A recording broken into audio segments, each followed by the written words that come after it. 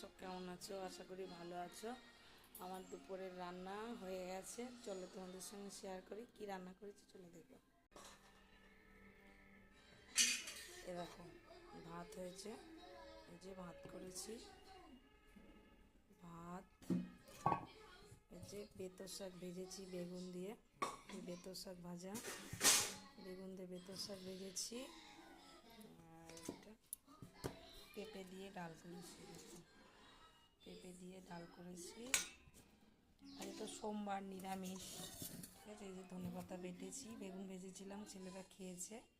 ধনেপাতা বাটা, বেগুন ভাজা, আর বড়ি দিয়ে, আলু দিয়ে, বেগুন দিয়ে, দেখো রস রসা তরকারি। এগুলো আমার নিরামিষ। আজকে সোমবার, আমি তো মাছ খাই না, মাছ রান্নাও করি না বাড়িতে। তো তোমার দাদাভাই মাছ নিয়ে এসে দেখো রান্না করে, ওর জন্য আলাদা করে রেখে দিয়েছি। তো ওর সঙ্গে ঠেকাঠেকিও হবে না, আমি খেতে পারবো না তাহলে। ঠিক আছে, আজকে সোমবার, আমি তো মাছ খাই না, মাছ আমি বাড়িতে রান্নাও করি না। এই প্রথম 2 বছর ধরে নিরামিষ খাচ্ছি, এই প্রথম আজকে রান্না করেছি বন্ধুরা, জানো। এবার মাছ খেতে চেয়েছে, করে দিয়েছি। মাছ পাতুরি করেছি, বুঝতে পারছো। আমার চান হয়ে গিয়েছে, ঠিক আছে, এবার খাওয়া দাওয়া করবো। তোমাদের দুপুরে সব খাওয়া দাওয়া হয়ে গিয়েছে নাকি অবশ্যই আমাকে কমেন্ট করে জানাবে।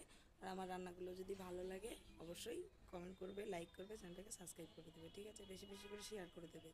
তোমরা কেন চ্যানেলটাকে সাবস্ক্রাইব করছো না? প্রত্যেক দিন আমি বলছি সাবস্ক্রাইব করতে, কেন করছো না বলো তো? ভিডিওগুলো ভালো লাগছে না।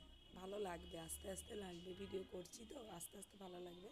চ্যানেলটাকে সাবস্ক্রাইব করে দেবে, ঠিক আছে। আর হচ্ছে তোমরা হয়তো বলবে সোমবারে নিরামিষ খাও, তো সোমবারে কেন মাছ রান্না করেছো? ঠিক আছে, তোমরা ভুল বোঝো না, আমি মাছ কখনও রান্না করি না, আমি ফ্রিজেই রেখে দিই। আজকে মাছগুলো নিয়ে এসছে জ্যান্ত মাছ, তাই আমার নিরামিষ আলাদা রান্না করে, আমাদের বাড়ির পাশে একটা পিসিমা বললো রান্না করা যায়, আমার একটা যা বললো যে তুমি না খেলে কীভাবে রান্না করে দিতে পারবা, তার জন্য আমি করেছি। ঠিক আছে, তোমরা যেন আবার ভুল বুঝো না। আমি সোমবার শনিবার আমি বাইরের একটু জলও খাই না, ঠিক আছে। আমি ভোলে বাবার, বাবা গরুরাজের বার করি, তা আমি মানি। তোমাদের, আমার জীবনে অনেক দুঃখ কষ্ট ছিল, ঠিক আছে।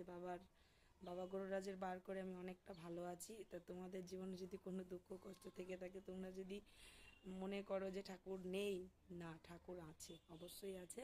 তোমাদের বাড়ির কাছে যদি বাবা গরুরাজের মন্দির থাকে, তোমরা প্রত্যেক শনিবারে যাবে, বাবার কাছে বসবে, ঠিক আছে। উপোস করতে হবে না, কাপড় চোপড় ছেড়ে বাবার কাছে বসবে, বসে বাবাকে একটা প্রদীপ জ্বালবে, বাবাকে দেখাবে, দেখবা তোমাদের মনটা অনেক ভালো হয়ে যাবে। ঠাকুরের কাছে যাবা, দেখবা ভালো হয়ে যাবে। আমি যেতে পারছি না, আমার মনটা খুব খারাপ, কেন আমার ঠাকুমা শাশুড়ি মারা গেছে। ঠিক আছে, ঠিক আছে বন্ধুরা, ভিডিওটা আর বড় করলাম না, ভালো থেকো, টাটা।